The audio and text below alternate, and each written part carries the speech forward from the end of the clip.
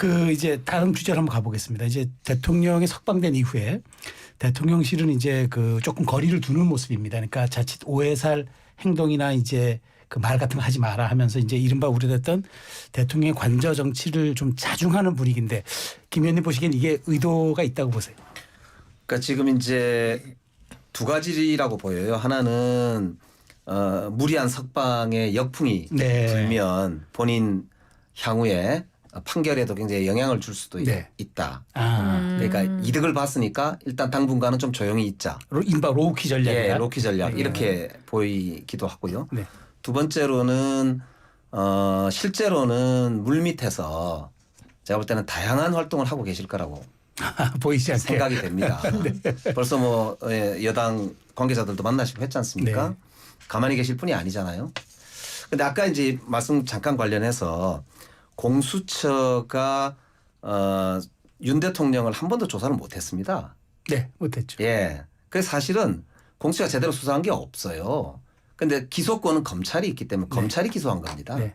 그리고 검찰은 경찰의 수사 결과까지 다 합치고 또 검찰이 직접 수사한 김용현 등 다 합쳐서 기소한 거거든요. 그러니까 공수처가 기소한 것처럼 이야기하면 안 되고요. 판사도 그 지점을 했다기보다는 그게 쟁점 중에 하나다 이런 정도 얘기한 거라서요. 그래서 저는 이 대통령 석방 문제가 이 사실 우리 헌정 질서에서 사법부와 검찰에 대한 국민들의 불신 이걸 극대화시킬 수 있는 지금 저는 계기가 될 거다. 네. 굉장히 우려스러운 대목입니다. 네네. 근데 대통령 측도 법원의 구속 취소 결정 이후에 추가 변론을 요청하지 않았습니다. 11차례 탄핵 심판 당시 적극적인 모습에 비해 좀 이건 의외인데라는 이제 반응들이 있는데요. 왜 그런 건가요? 그것이 이제 추측을 할 수밖에 없는데 헌법재판소 상황이 좀 전에 말씀드린 것처럼 대통령 대리인단 쪽에서는 아직 유동적이다 보고 있지 않나 싶습니다. 그러니까 인용 6명이 확보가 안 돼 있다. 그러니까 뭐 5대 3으로 딱 갈려 있거나 5대 3으로 갈려 있는 상황에서 5쪽에서 3쪽을 끌어들이려고 계속 평의를 연장하면서 설득을 하고 있거나 아니면은 3이 기각으로 확정된 건 아니지만은 3이든 4든 간에 이쪽이 아직 결심을 못 하고 있다. 그런 상황에서 마연혁 재판관이 만약 임명이 되면은 통상적인 그런 우리 사법 상식으로 보면은 이거는 뭐 그냥 임명만 하고 그 평의나 판결에 참여하지 말아야 되는 게 당연히 맞는데 제가 볼 때는 무조건 들어갈 겁니다. 무슨 비난을 받더라도 참여시키려고 할 거고 그러니까 인용을 주도하고 있는 이 재판관들 쪽에서 참여시키려고 할 거고 이 사람도 이제 들어갈 거고 그럼 한 명이 무조건 늘어나게 되어 있습니다. 인용이 한 명이 무조건 늘어나 있고 그런데 김문수 장관 표현을 보면은 이분이 또 이게 이 말펀치가 세가지고 들어가서 그냥 확 그냥 분위기가 그 내부적으로 분위기를 그냥 확 며칠 동안 그냥 끌고 갈 가능성도 있다. 그래요. 그런 점들 때문에 왜냐하면 뭐 상식적으로 본다면 굳이 반대할 이유 없죠. 뭐 임명하더라도 나머지 8명 체제로 하면 되는데 그래 안 가고 9명 체제로 가서 이분은 내용도 변론에도 참여 안 했고 평의도 이미 시작된 상황에서 뒤늦게 참여하는 건데도 불구하고 판결에 참여해가지고 한 명 인용 쪽에 한 명 플러스 할 가능성이 100%이기 때문에 갱신 절차를 간단하게 해가지고 만약에 이미 현지에서는 변론 종결을 해버렸는데 우리 대통령 대리인단 쪽에서 변론 재개를 신청하면은 그걸 핑계 삼아가지고 변론에서부터 참여해서 갱신 절차 빨리 하고 그러면 이제 참여할 명분이 만들어지는 거니까 그 고민 때문에 변론 재개 신청을 안 하는 걸로 저는 보고 있습니다. 알겠습니다. 자, 민주당 사장 한번 가보겠습니다. 윤 대통령의 구속 취소가 민주당 이재명 대표에게 약간 두 가지 해석을 낳고 있습니다. 사실 민주당 의원들이 겉으로는 강경하게 반응하면서 뭐 거리로 나가고 있지만 속으로 이거 강성 지지층도 결집하고 중도층도 끌어들일 수 있다고 웃고 있다는 그런 또 분석도 있습니다. 맞습니까? 저도 어디서 들었는데 그 말 들으면서 참 부처 노래면 부처만 보이고 그런다는데 그렇게 모든 걸 당리당략으로 특히 국가적 중대사가 있는 지금 그렇게 보나 그런 생각이 들었는데요. 저는 국민들께서 지금 잠을 못 이루고 계세요. 너무 불안해하시거든요. 영업도 너무 안 되고 최근에 지금 자영업자 20만 명이 문을 닫았지 않습니까? 저도 지역구 가면 정말 곡소리 나거든요. 이 고통 속에 있는 국민들을 두고 버젓이 내란을 저지른 대통령이 거리를 활보한다는 그 느낌. 이게 우리가 지금 민주공화국에 사는 게 맞느냐 이런 네. 정말 절규가 되는데 그걸 네. 그렇게 이제 마치 놀리듯이 이렇게 표현한다는 것 자체가 저는 굉장히 좀 개탄스러웠습니다, 사실은. 네, 하나만 좀 더 여쭤볼게요. 김 의원님께.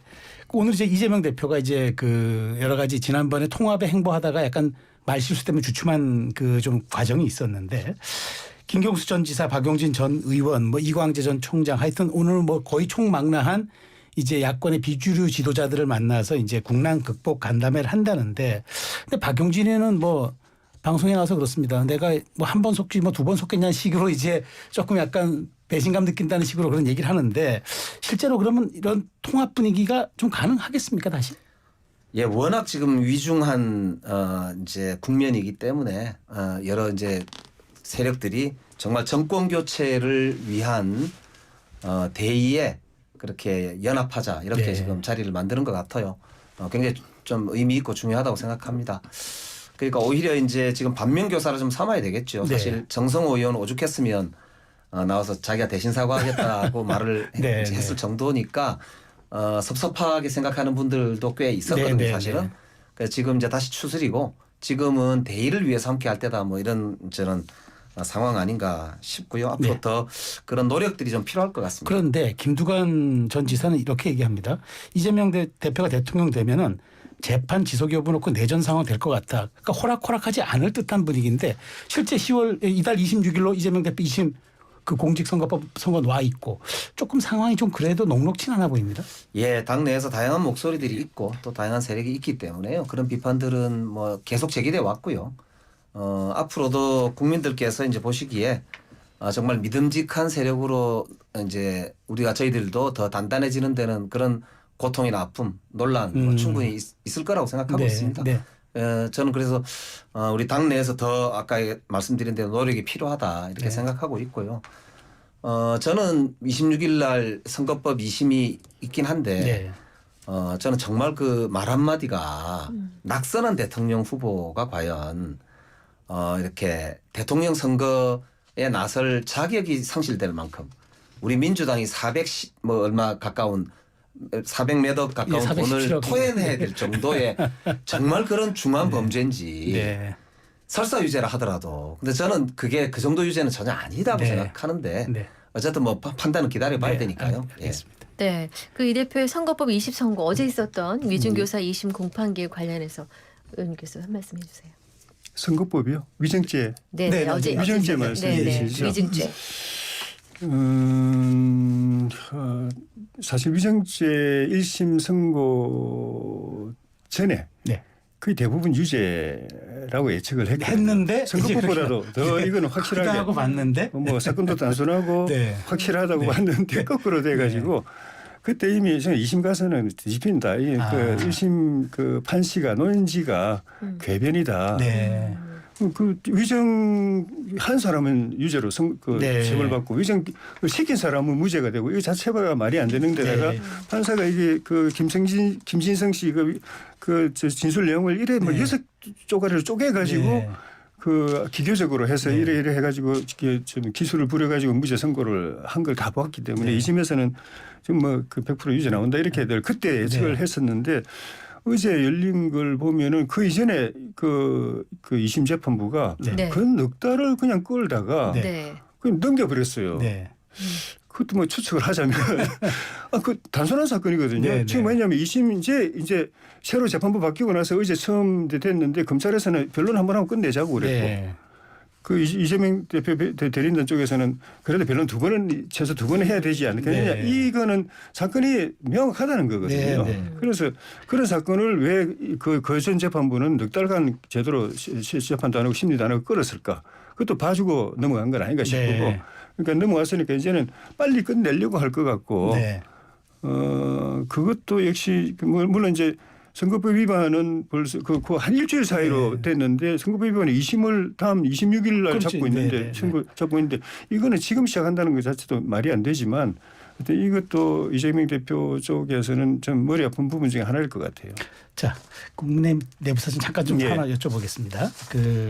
실제 윤 대통령이 이제 다시 그 구속 취소로 나오니까 조기 대선을 염두에 뒀던 그 행보를 약간 하던 대권 주자들의 발언도 조금 미묘하게 달라지던데 오세훈 시장은 변론 재개해야 한다 얘기하고 홍준표 시장은 탄핵 당연히 기각돼야 된다. 그다음에 그러면서 이제 그 심우정 총장, 오동훈 처장이 사퇴를 촉구하는 등 하여튼 기류가 좀 미묘합니다. 이거 네. 어떻게 보십니까?